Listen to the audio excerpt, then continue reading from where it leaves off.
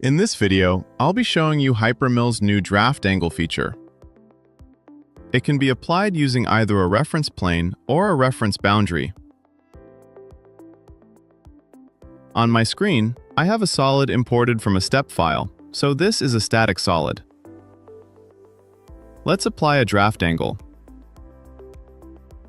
I want to set it to 5 degrees. I select the reference plane and the faces to be drafted. We can choose between a live preview and a full preview. I can also change the value here and immediately see the updated preview. Now let's apply it to a different face and set it, for example, to 30 degrees.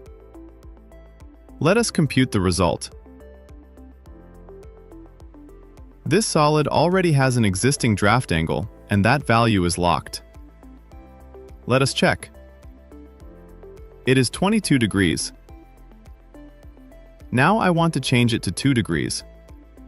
To do that, I do not need to apply minus 20 degrees. I simply enter 2 degrees. I select the reference plane and then the faces to be drafted. Let's check the result. Now we have 2 degrees.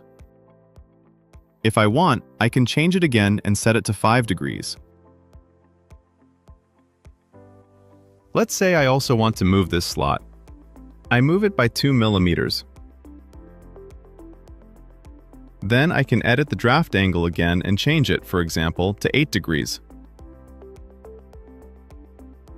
The draft angle can also be applied using a reference boundary instead of a reference plane.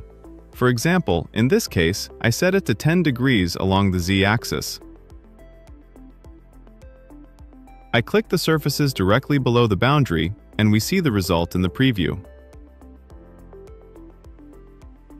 If I click on Automatic Computation, I can see the actual drafted faces and adjust the healing angle.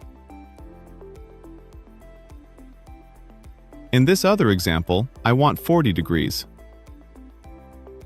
This time, I use the x-axis as reference. I select the boundary, and if I click here, the face above the boundary will be drafted. Then I click on Automatic Preview.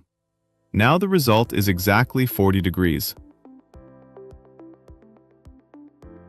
I can verify that I really have 40 degrees relative to the x-axis.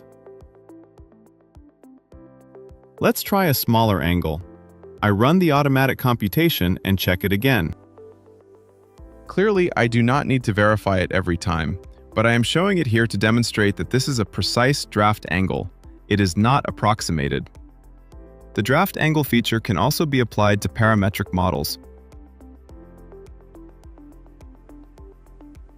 I apply my draft angle using either a reference plane or a reference boundary, then select the faces to be drafted and define the angle.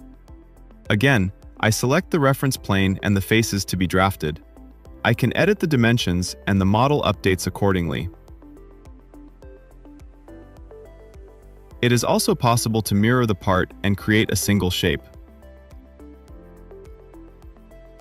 Then we can edit the dimensions again,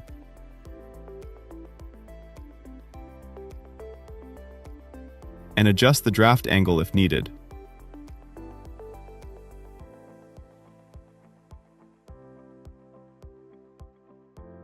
We can now roll back and forward through this history-based model.